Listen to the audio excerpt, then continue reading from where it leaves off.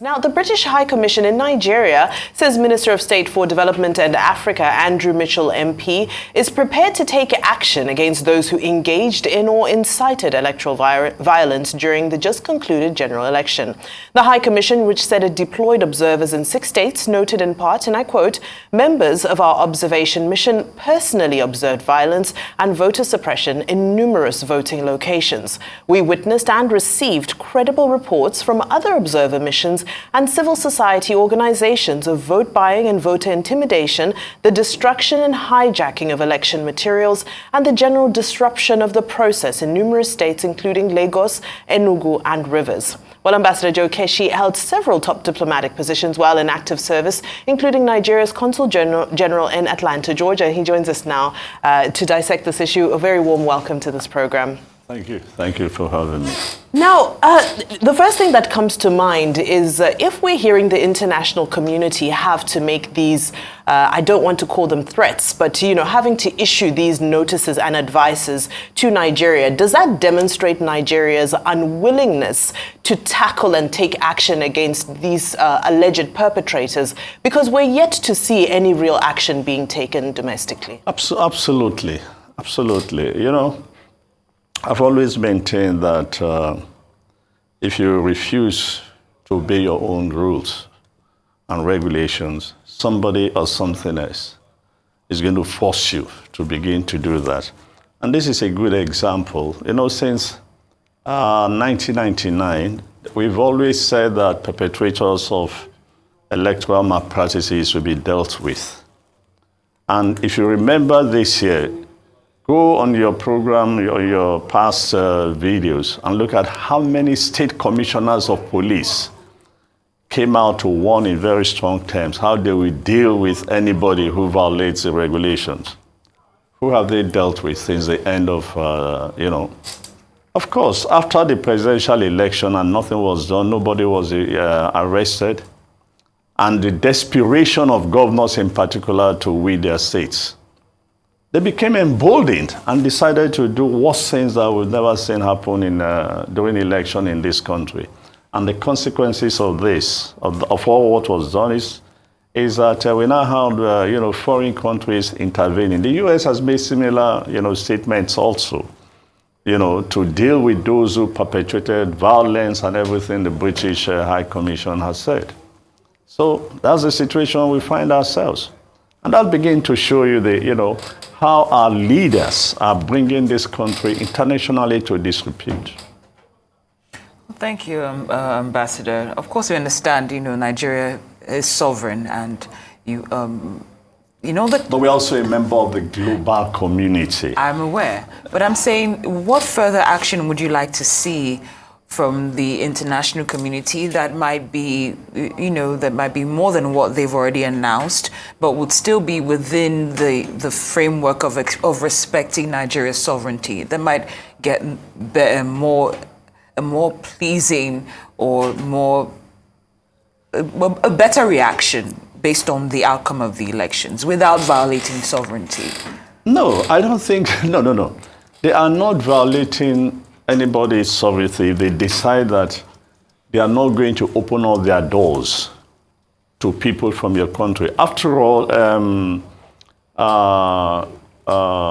UAR banned us, decided, why did they do that? Let me just clear that up. I'm not saying that they are violating our sovereignty. I'm saying, but would you like to see further action by the international community that would still not be... Of course, I'm sure. Look, if our governments, that's federal and state governments, if they refuse to obey the laws they have established, something else needs to happen to force them to begin to do that. And if the international community is going to do that for us, we just have to accept it.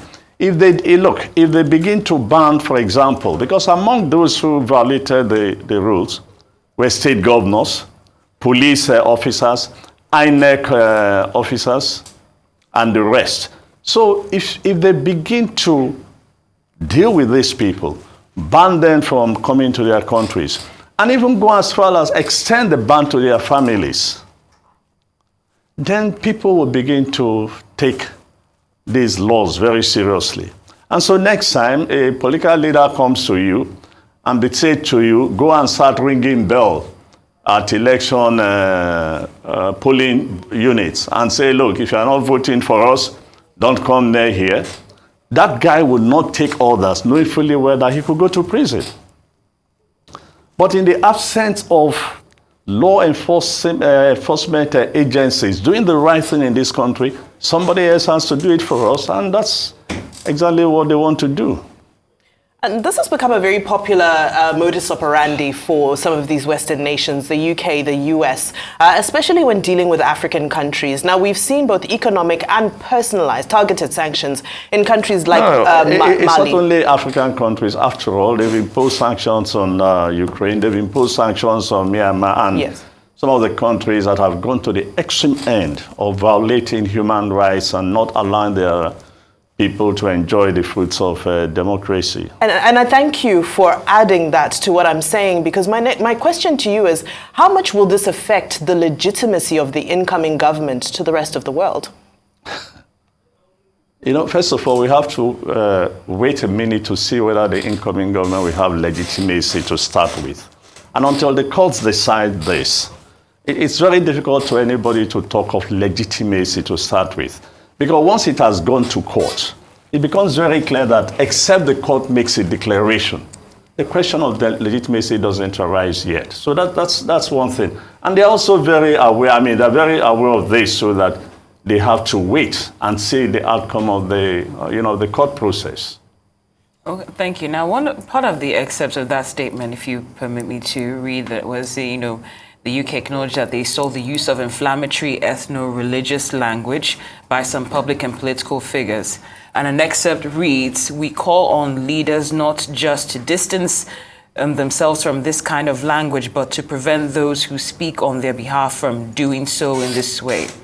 Now, in the event that the president-elect remains the president, and the governor-elect, for instance, Lagos State, remains the governor, do you think this is an advice that they would heed to?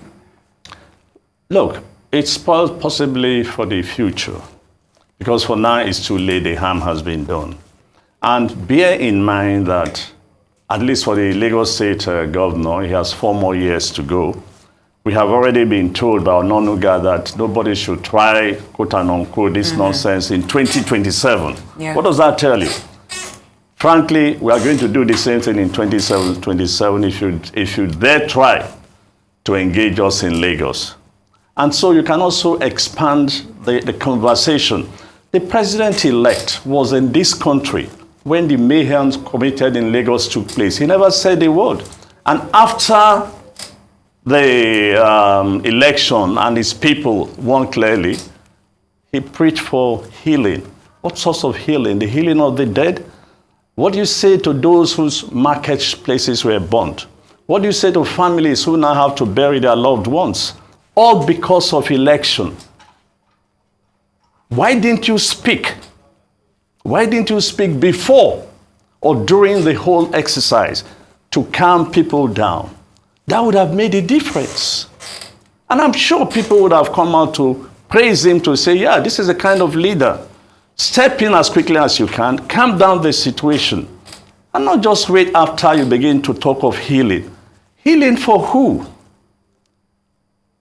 That's the question. So I'm not too sure that those who are aggrieved will take him seriously. And that raises further the question, not just of legitimacy, but the kind of presidency we should be looking forward to. So the bottom line for me is, look, as long as this country refuses to play by its own rules, obey simple instructions, punish people who've committed crimes, the international community is going to continue to come in and interfere in our own affairs. And that's the truth. It's not that way. We're a member of the global community. And let me use the word they use in the banking sector. Nigeria is systematically an important country. And nobody is going to allow this country to go down because of the huge impact it would have, not just within the continent itself, but around the world. So all these things they are trying to do, or the things they are saying, is again, part of that effort to help us to maintain peace and stability in this country. But if our leaders want to go the other way, let me make a prediction I've been saying to friends. If we do not address the consequences and the outcome of this election and the tribal division that we have created and the way people are feeling from outside, I can make a prediction, and in 20 years' time, there'll be no Nigeria. Take it or leave it. That's the honest truth. I got into Lagos on Monday, and virtually people are spoken to here and there. I can't believe some of the things I'm hearing. I've never heard it before about this country. Even those who are very successful, who I'm not even sure they voted. Everybody is questioning what are they doing in this country. So you can imagine, a friend of mine actually said to me, you used to be one of the most optimistic about this country. And I said, over the years, this country seems determined to break our wheels. So who is going to help us? Today you say things were bad, you say to us, manage. Oh, we do better, and it won't happen again. It happens the second time. Is it when all of us become victims that we become awake to the reality? So I make that prediction that if we do not address the outcome of this in a way that we are able to, bring everybody together and really engage in genuine healing, there will be no Nigeria in 20 years' time. And you can put it on record that I said it here on your station. Well, now, in light of this, how effective are these sanctions if they are to go through with them? And I say that with reference to former President Robert Mugabe, who once said, well, if you won't let me come to the West, then I'll look east. It seems that the people who engage in these activities always find a way to find a place where their bread will be buttered. So will these sanctions You are right, but you see, if you look at it critically, they don't have as much knowledge or interest with the East as they have with the West. Most Nigerians look at the destination of the flow of migration. It's to the West. The few that goes out to the East, they probably want to go and study. Even our top businessmen, everybody deals with the West rather than with the East. And with the Russia-Ukraine war, that's just almost a no-go area for most people. So is the West. And I think if it's properly structured, and we can actually help them, we can actually help them to deal with the people we are talking about by simply collecting the names. We know them. We know them. We are not just going to generate a fake list. Your station was showing, pictures of events happening in all over the places. We know the governors who misbehaved. We know police commissioners who misbehave. We know INEC, what do they call them? Is it Electoral? The professors who were misbehaving. We know them. So when you begin to deal with this, group, look, until we understand that there are consequences and you must pay the price in this country. And guess what? It is so easy to do. So easy to do. Punish one person, punish the second person, punish the third person, as we were brought up. You just find out that everybody will behave. By the time you are leaving home, the day you take a job with INEC, your mom will say to you, please, don't do this, so I don't want my child to go to prison. Why? Because others have gone to prison. It's as simple as that. It's just that we have refused. And the worst part of it is that our institutions are complicit in the whole process. And that's the tragedy. So who are you going to rush to? The police are complicit. The military are complicit. So who else? INEC, the same story. So we are now left with the judiciary. And if the judiciary decides otherwise, that's it. Well, Ambassador, thank you for, your insight. Now, if things change in terms of, the governments in various levels emerging as a result of litigation, whereby we understand, of course, that some candidates are taking up their matter in court. If a new president-elect emerges or a new governor-elect on various levels, how do we ensure that we don't see a case or cases of post-election violence? No, take a look at what happened in Abia, yesterday. I only saw it this morning again on your program because I wasn't home most of yesterday. The same thing would happen in this country. And that automatically, sets the pace. Not only does it give the government the legitimate, even if the court decides that yes, the status quo should remain and so on, Nigerians will, and that's by the way, I think it was on your station again, I did say that, look, in order for us to have peace and understanding, cameras should be allowed into the courtroom for this case. So that as the case is going on, Nigerians, wherever they are, actually hearing the evidence for themselves. So whatever decision the distinguished or honorable judges do make, they will accept it that, yes, we heard the evidence and this was what happened, this is not what happened, and the rest of it. You understand what I'm saying? Okay. Now, that will help the process because people will accept the result of the Supreme Court. They might not be happy, but as long as this is the last bus stop, nowhere else to go, they have nothing else to do. Already, there's like something like a piece of the graveyard today.